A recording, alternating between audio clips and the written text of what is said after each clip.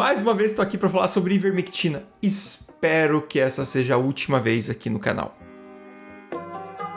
Bom, se você está chegando por aqui agora e é novo aqui no canal, meu nome é Gustavo, eu sou médico, sou cardiologista, tenho doutorado em medicina interna e sou professor universitário. Aqui no canal a gente fala a respeito de temas relacionados à medicina e às ciências da saúde de uma forma simples e descomplicada, tá? Mas sempre muito bem embasada cientificamente. E se tem uma coisa que a gente falou demais nesse canal aqui, foi sobre Covid-19. Na verdade, esse canal surgiu no meio da pandemia e o primeiro vídeo do canal que deu um pouco mais de visualização, que teve um alcance um pouco maior, foi justamente sobre ivermectina. E de lá pra cá, né, de 2020 pra agora, várias vezes eu falei sobre ivermectina aqui. Então, primeiro eu quero puxar pra vocês, toda essa timeline, tudo isso que a gente conversou sobre ivermectina. Então, lá em 2020 eu gravei este primeiro vídeo, que tá aparecendo aqui na tela agora, que foi um estudo.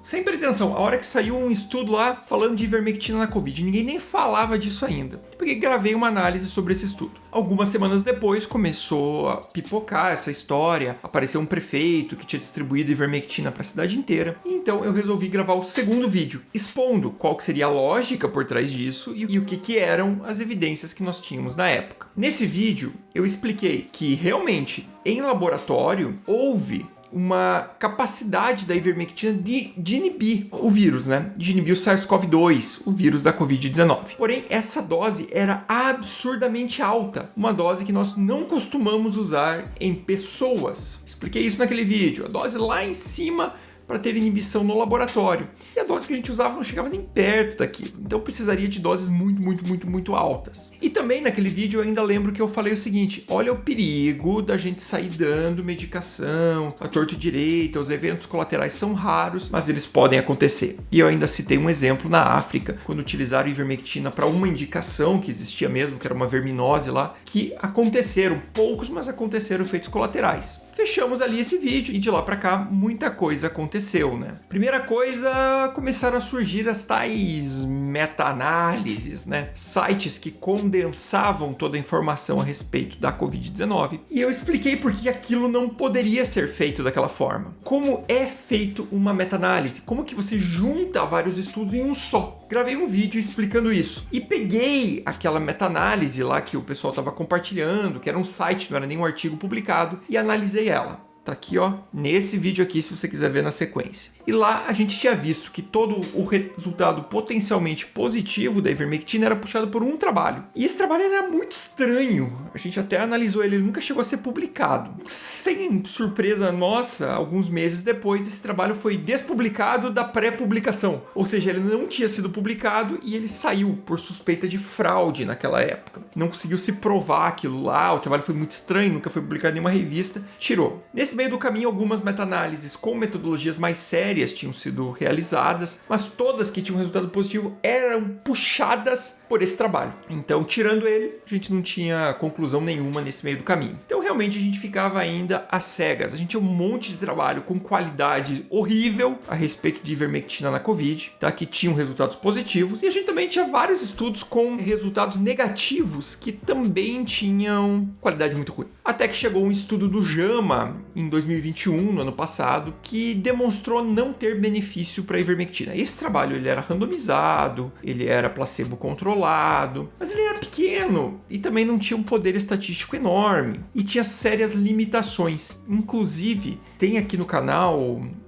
numa reunião do nosso serviço de clínica médica, a gente convidou o autor desse trabalho para a gente debater. Essa reunião tá gravada, se alguém quiser ter acesso a ela, manda lá no Instagram, tá? Eu vou deixar aqui na descrição o link do meu Instagram, então lá me manda que eu compartilho o link lá da gravação da discussão a respeito desse artigo. Mas era um artigo com sérios problemas também. Inclusive, por essa razão, as principais referências mundiais não recomendavam o uso de ivermectina na Covid, inclusive desaconselhavam o seu uso por ausência de evidência. Depois de tanto crescer isso, essa história, nesse meio do caminho, lógico que teve muita medicação com benefício na Covid, mais alguns estudos negativos de outras coisas, tudo comentado aqui no canal, tá? Tem uma playlist aqui no canal chamada Tudo sobre Covid-19. Clica lá e você vai ver todas as medicações que você imaginar que possam ter benefício ou não na Covid, tá bom? E aí chegamos agora. Quando eu achei que eu não ia mais gravar vídeo da Covid, o que acontece? Volta essa história aí de ivermectina com um trabalho dessa vez grande, dessa vez de qualidade, publicado a respeito de ivermectina na Covid. Queria falar para vocês aqui, essa eu espero que seja a última vez que a gente está falando sobre esse assunto aqui no canal. Tem muito mais coisa de saúde para a gente falar aqui. Eu vou explicar o que foi esse estudo, fazer uma análise dele e a gente vai fazer um esforço conjunto aqui para extrair os dados que estão vindo desse trabalho. Fazer uma análise crítica como a gente sempre faz. Porém, tem um outro trabalho maior ainda em andamento a respeito de ivermectina na Covid, que é o Principle, que é um estudo britânico. Quando esse estudo sair, se ele não agregar nada de novo, nem vai ter vídeo aqui no canal, tá? Vou publicar lá no meu grupo de atualização, vou publicar lá no Instagram uma chamada que o estudo saiu e acabou. Se ele vier com grandes modificações, aí eu gravo um vídeo específico, tá bom, gente? O que veio então? Vamos aqui agora para a tela, então, para a gente ler junto esse artigo, tá bom?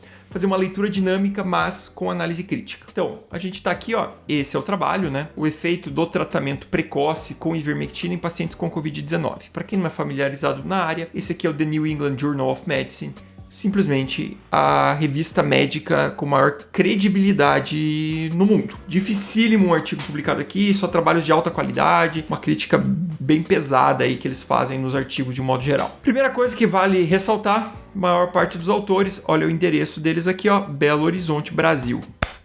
Palmas para a pesquisa brasileira. Comentei em outro vídeo já, em outros momentos, que a pesquisa brasileira evoluiu muito no decorrer da Covid-19. Tem muito trabalho bom publicado e produzido aqui. A gente evoluiu com pesquisa, tá? Em outros pontos também, a gente evoluiu com a questão de desburocratização no decorrer da Covid e a gente produziu bastante. Então o Brasil aí produziu trabalho de qualidade. Lógico, tem umas porcaria que a gente já criticou aqui, mas em ciência é isso. Tem coisa boa, tem coisa ruim e o Brasil tá de parabéns, tá produzindo bastante estudo bom. Então vamos lá. Aqui a gente tem um resumo, tá? Mas eu vou pular ele e a gente vai aqui então para a ideia que o estudo traz, tá? Então ele começa aqui com a nossa introdução, tá? E ele traz aqui que uma droga que ganhou interesse público, né, foi a ivermectina, que normalmente ela é usada como antiparasitário, né, porque ela atua nesses canais de cloro dos eumínticos. O que são os eumínticos? Ela ascaris, lumbricoides, lombriga, vermes, de um modo geral, tá? E também em outros parasitas, até mesmo como os ectoparasitas, né, esses que ficam fora do corpo, tipo escabiose, a sarna, né, que ele coloca aqui. E daí ele coloca que in vitro ela teve ação contra o coronavírus 1, né, o SARS-CoV-1, mas também contra um monte de outras coisas que eu expliquei lá naquele primeiro vídeo, como HIV, dengue, zika, febre amarela, febre do Nilo Ocidental, rendravírus, que a gente não tem aqui, chikungunya e um monte de outros vírus, tá? O que ele está falando? A ivermectina tem efeito antiviral. É aquilo que eu expliquei. A doses altas, mas tem. Mas a gente não usa a ivermectina para tratar HIV, para tratar chikungunya, né? Só que o pessoal aí puxou como uma esperança na Covid. Ok, vamos lá. Mais de 60 trabalhos foram registrados, né? E pelo menos 31 aí tiveram resultados divulgados. Como eu falei, a gente analisou vários aqui, né? Muitos de qualidade bem duvidosa, né? E então esse estudo brasileiro que foi desenhado, né? Esse estudo brasileiro ele tem vários braços. A gente já comentou sobre ele no vídeo sobre a fluvoxamina, que é um antidepressivo que teve benefício na Covid-19 e esse artigo ele tem vários braços, tá, que foram comparando. Então tem ivermectina, tem fluvoxamina, tem cloroquina, tem um monte de coisa lá que ele usou para avaliar. E um desses braços foi esse aqui, que ele usou ivermectina 400 microgramas, tá bom, por 3 dias. A propósito, a fluvoxamina tem um resultado positivo, mas tem uma pegadinha ali. Assiste lá o vídeo se quiser depois. Então agora ele coloca aqui que ele fez um estudo randomizado, ou seja, os pacientes foram de modo aleatório distribuídos entre um grupo e outro, em 12 cidades, ou seja, muitos locais diferentes. O protocolo e descontinuidade, ele coloca aqui que foi o placebo, ele explica que foi utilizado comitê de ética, que teve avaliação externa, como sempre deve ser. Aqui ele coloca, né, todas as medicações que tinham braço lá nos estudos, né? Então, hidroxicloroquina, lopinavir, metformina, ivermectina, uma vez ao dia, ivermectina 3 dias, doxazosina, interferon, fluvoxamina. Ele explica tudo isso aqui que eu já comentei lá no outro vídeo, tá? Então o estudo começou em 2020, ou seja, a gente não tá falando agora de Omicron, tá? E foi até 2021, tá? E depois agosto de 2021. Não existia a Omicron. Pegou o coronavírus original e provavelmente pegou a variante Delta aqui, né? Que foram os picos, tá bom? E fez aí a avaliação de 3 dias, tá? Então foi avaliado pelo Comitê de Ética lá do Canadá, tá bom? Então aqui tá tudo isso aqui certinho. Aí ele coloca aqui como é que eram os pacientes, então ele explica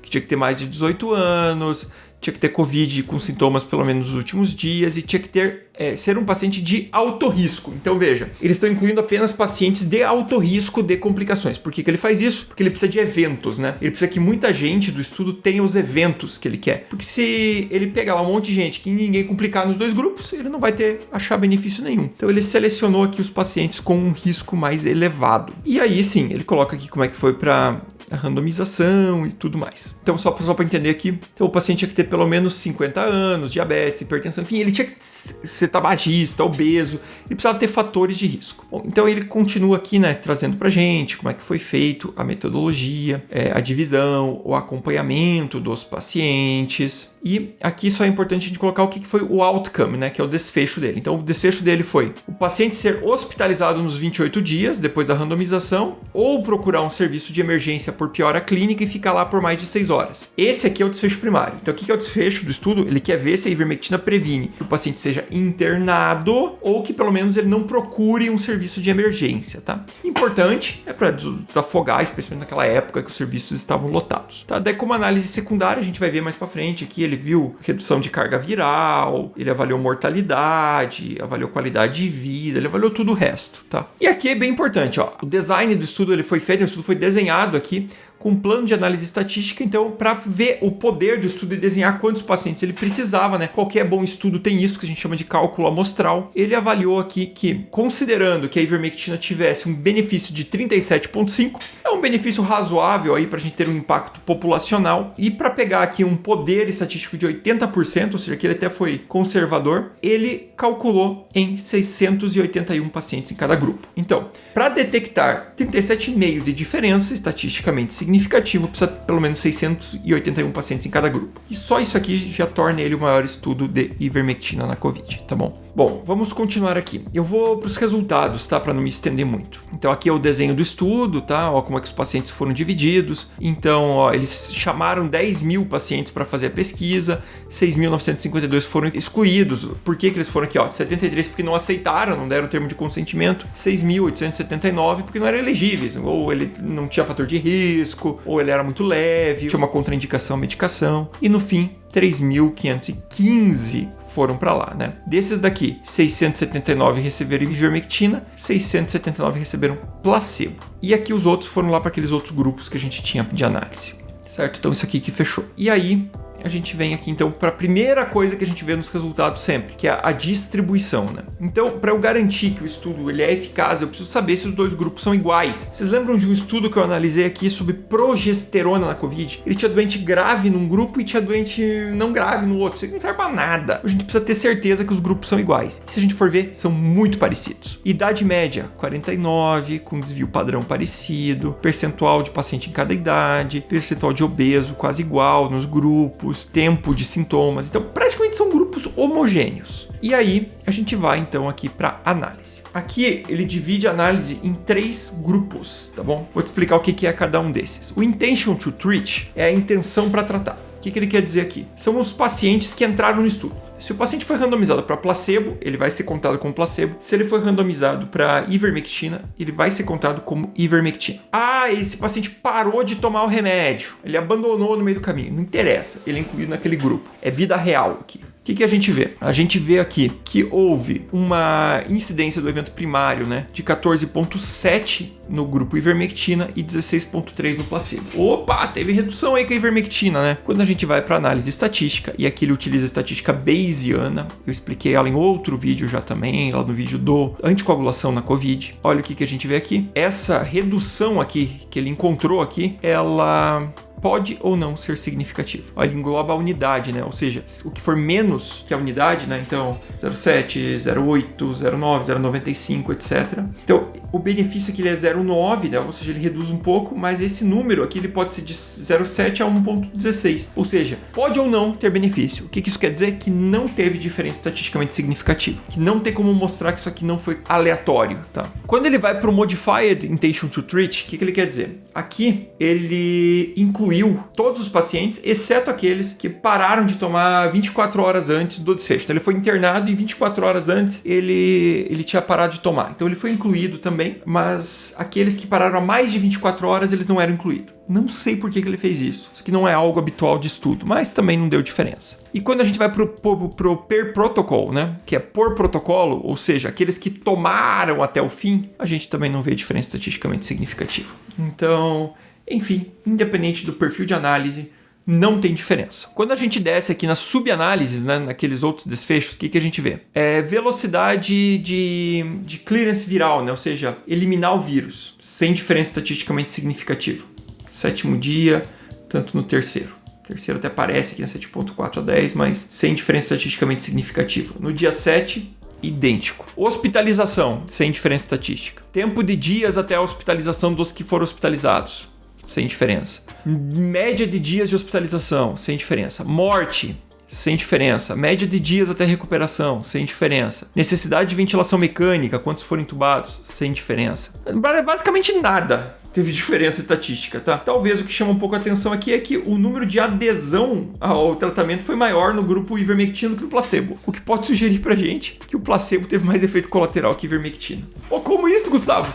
Os caras deram um placebo ruim pros pacientes? Não, isso aqui é o efeito nocebo acontecendo, em que o paciente, por achar que tá tomando um remédio, ele desenvolve efeito colateral. Isso aqui é super bem descrito na literatura. Inclusive, tem um vídeo aqui também sobre isso, que é o vídeo da estatina, que é o efeito nocebo. Clica aqui e assiste depois se você quiser. Quando a gente vai para os subgrupos, o que a gente vê aqui, ó? Tanto idoso quanto jovem, sem benefício estatisticamente significativo. Obeso ou não obeso, mesma coisa. Doença cardiovascular, sim ou não. Doença pulmonar. Então, qualquer perfil que a gente analise, ele não teve benefício estatisticamente significativo, tá? Então, em resumo, a conclusão do estudo é essa, ó. Nesse trial randomizado, a administração de ivermectina não resultou numa menor incidência de hospitalização hospitalar ou mais procura a serviço de emergência. Estudo bom, de alta qualidade, infelizmente, sem benefício. Antes da gente encerrar, mais algumas coisas importantes aqui. Então, esse aqui, beleza, você pode dizer, teve uma tendência ali e tal. Essa tendência, a gente viu que o estudo teve um poder estatístico de achar uma discriminação de diferença ali que fosse minimamente considerável. Ele não encontrou. Talvez, se sair no resultado do Principal, jogue aqui numa meta-análise, junte os resultados se eles forem homogêneos, meta-analisados, estudos de qualidade, tal, se der alguma coisa, pode ser até ser que dê, mas acredito que uma redução absoluta de risco muito pequena daí, tá? O que impactaria pouco evento lá para frente. De morte, me parece que talvez também não. Então, em resumo, eu acho que saiu agora o grande estudo que todo mundo esperava, que é um randomizado duplo cego de alta qualidade. E antes que alguém venha me dizer, mas o New England só publica estudo positivo, por que agora publicou negativo? Cara, vai ler o New England lá, por favor, vai ler lá. Sempre vem alguém aqui no comentário falar essas besteiras. Vai ler o New England. Inclusive tem um estudo negativo que não tem nada a ver com Covid que eu comentei aqui no canal, que é o estudo lá da empagliflozina na IC. Toda semana tem estudo negativo no New England, tá? Não é só na Covid que publica um estudo negativo. Então, temos aqui um estudo negativo, infelizmente não deu certo. Espero que chegamos aí a o fim dessa novela aí da ivermectina. Graças a Deus, a Covid tá acabando. Gravei até um vídeo comentando aí sobre os legados da pandemia, sobre o fim da Covid. Ele ainda não foi pro ar, mas se você quiser ver ele, não esquece de se inscrever no canal se ainda não for inscrito. Se esse vídeo te adicionou alguma coisa a mais, deixa o like, que dá muito trabalho fazer esse tipo de vídeo e assim você ajuda o canal a continuar crescendo. Beleza? Muito obrigado, gente, e até o próximo vídeo. Acho que acabou a saga da ivermectina. Agora, última leva de hate aqui, né? Aí chega aí, vai me xingar, ivermectina, vou me xingar. Tudo bem, acabou, pronto, acabou. Tá aí o randomizado. Randomizado de verdade, né? Tinha aqueles fake news. Saiu o randomizado. E não era randomizado, era aquela meta-análise ridícula. Beleza. Tchau, gente.